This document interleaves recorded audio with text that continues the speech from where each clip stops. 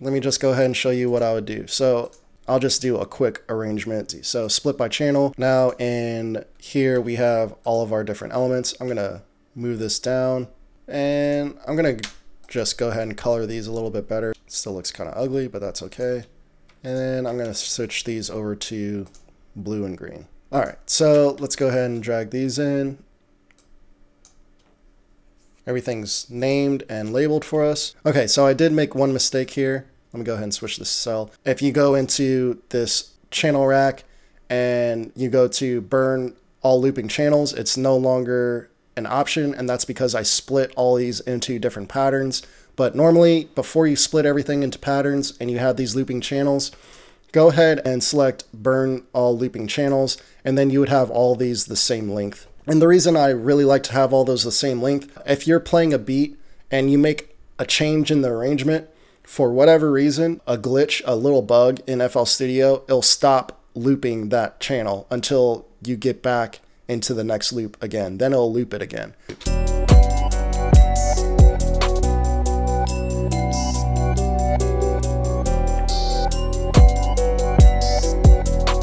For the next 2 bars, it'll stop looping the looped channels, and then it'll pick back up in the next 2 bars. That's basically what you heard. So that's really annoying when you're trying to arrange a beat with these looping channels, because it won't loop. The one good thing about that is it gives you ideas for arrangements. So it's basically creating dropouts for you, and sometimes it sounds really badass. So, but basically if you just go through and, but that's not what's going to be exported. By the time you actually export the beat, it'll play exactly whatever you have there. So it's not that big of a deal.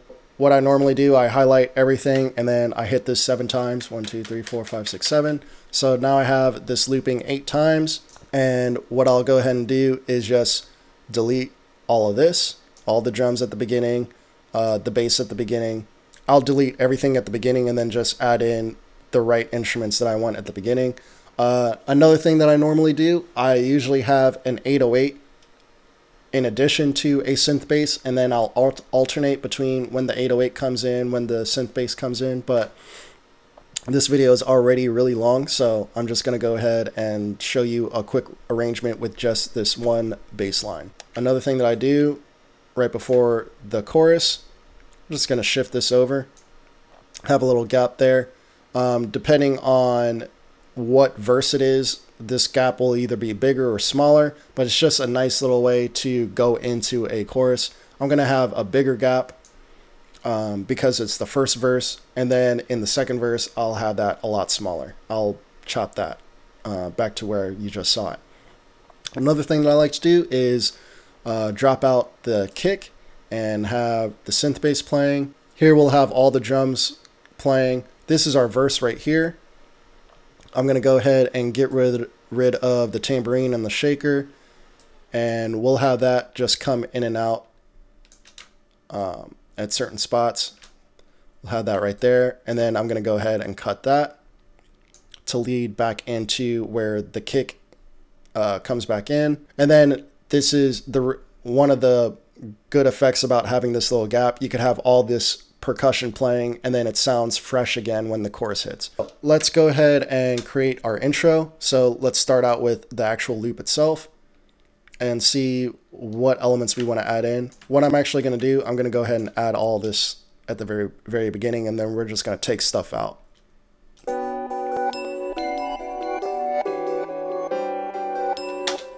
So I don't think we need the lead or the piano.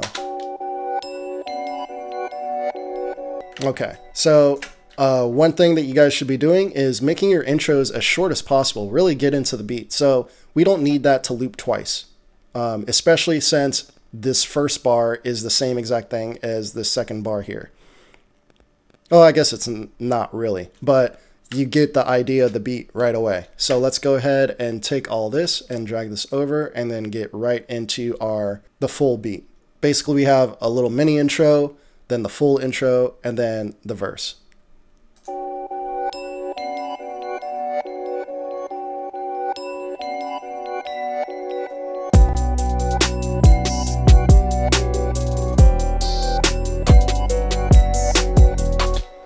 So again, we want our intros to be as short as possible.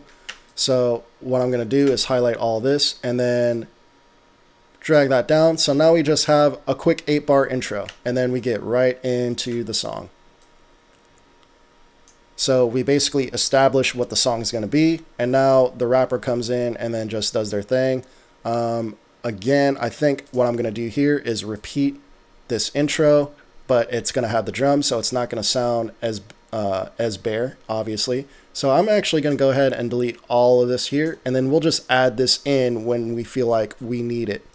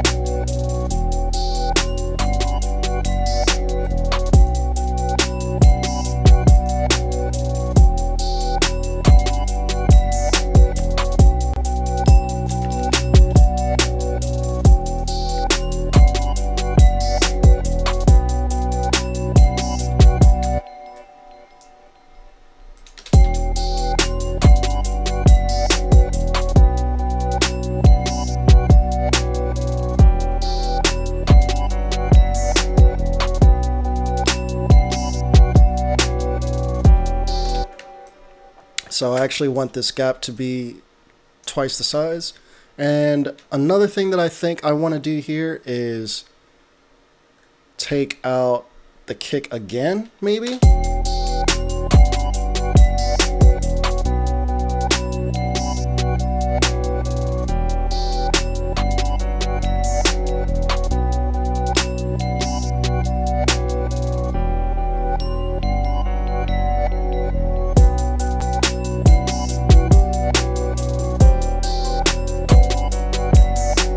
So yeah, that's a good first verse. I'm not too sure about taking out that kick, but we're just gonna go ahead and leave that as is.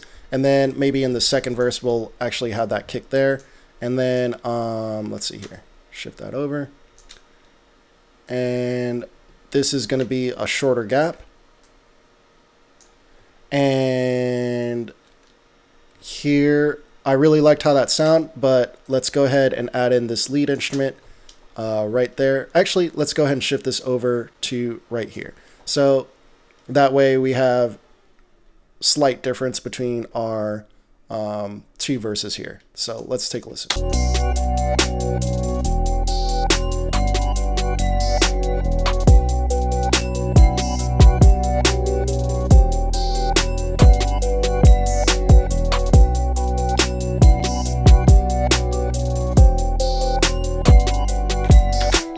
This is going to sound better right here, actually.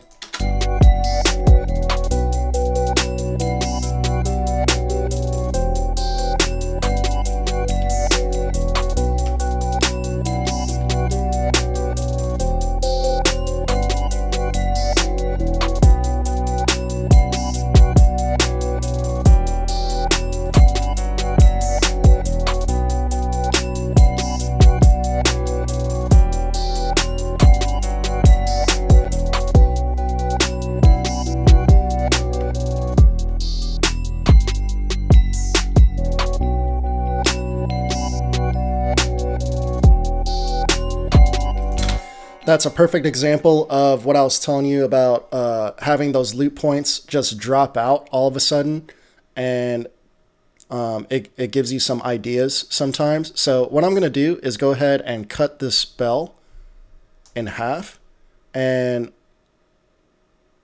we'll go ahead and take a listen to where I actually want that bell to come in, because that sounded pretty sick with the loop by itself.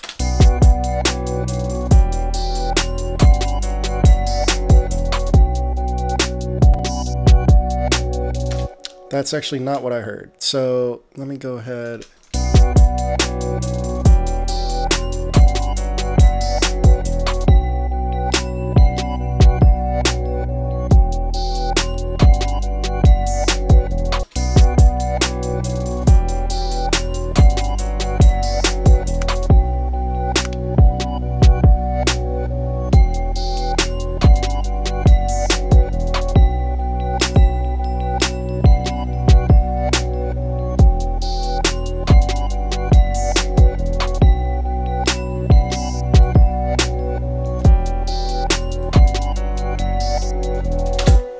think that has it. But that also gives me an idea for the third verse. So I'm just going to drag this on over. And here I'm going to take out these bells and just have the loop for the beginning of the third verse.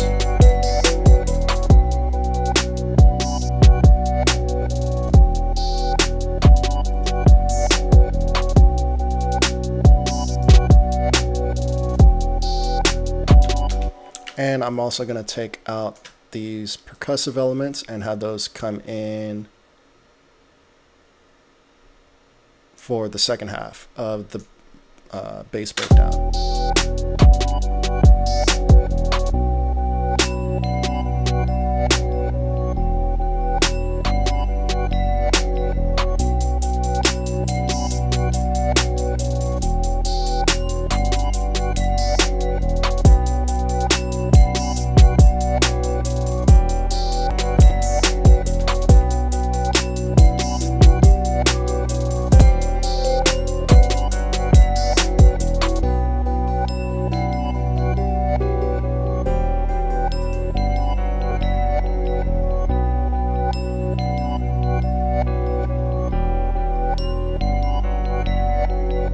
And I think that does it. So let's go ahead and automate this mix knob.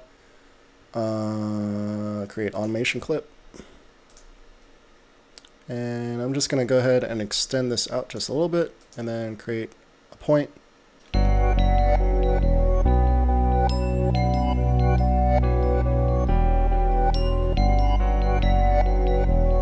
It's perfect. Now let me just go ahead and add in my tag.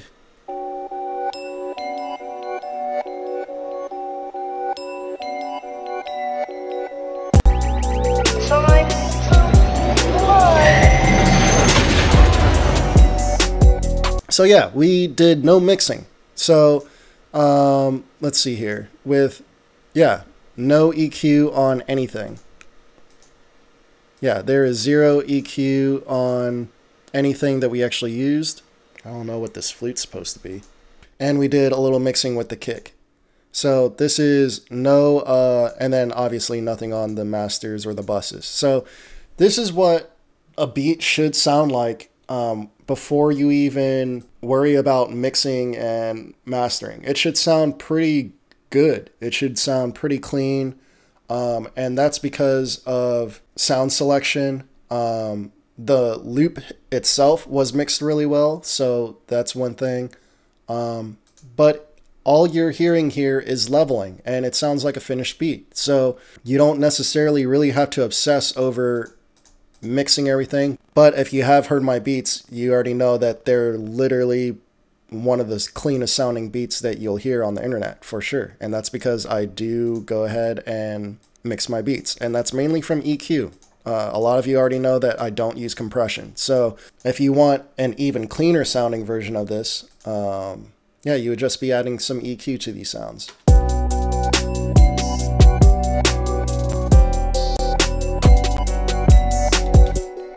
But you can hear everything's hitting nice, everything's balanced, no clipping at all, and that is also a testament to me setting my monitoring level right. So I'm able to hear everything that's going on. People tell you to mix at low volumes, and 9 times out of 10, I feel like when you're a beginner and you hear that, you're thinking, oh, let me turn my monitors down then. No, it's the opposite. You actually want to turn your monitors up pretty loud so that you can hear lower level sounds. So when you have your monitors up in a decent range, you'll start turning these sounds down. And when you turn these sounds down, that's how you avoid clipping. So you got to think a little backwards when it comes to that. So sure enough, this is all at conversation level. I could have a conversation and this beat's not going to overpower my vocals. Hello? You could still hear exactly what I'm saying. I could hear myself. I could hear the beat playing. The kick is nice and loud. Nothing is clipping. You can see all the different levels here. And I'm guessing that at whatever point that I went in and originally made this beat, I actually did go ahead and adjust all the levels of the main instrument. So you can see that this is 0 right here. So you can see all of this stuff, it has been turned down. And you notice that I rebalanced this ride while I was arranging as well. When you start arranging, you'll hear some imbalances. So a lot of people will tell you to just loop the chorus and then just mix from there. That's definitely what I do. But on top of that, whenever you make your arrangement, you're going to hear that maybe certain sounds stand out a little too much. And that's something that might get masked when you're looping your chorus over and over again. Use your arrangement to help you know what your level should be as well. So at this point, I would go ahead and loop this chorus and mix this stuff. But this beat is already, or this video is already entirely too long. But comment down below if you guys want to watch me mix and master this exact beat. And I'll go ahead and do that in a future video for next week or in the next few days. But you can see that this is my chain, just a couple EQs and a limiter, a fruity filter, orbit, and a parametric EQ. Orbit is a transient shaper. All of you should have a transient shaper of some sort anyway. Parametric EQ, parametric EQ. That's all it is. And then another parametric EQ. And that's for my reverbs and delays. So yeah, everything is really simple. The beat already sounds finished, and that's the way it should be. But yeah, comment down below if you want to see me mix this, and I'll do that in a future video. Subscribe if you haven't already, and give me a thumbs up if you liked this format, and I'll definitely start doing these more often. I already promised you guys some beat breakdowns of the beats that I have been posting on this channel anyway, so those are on its way, and they will be in this exact format. So I will see you guys in the next video. Peace.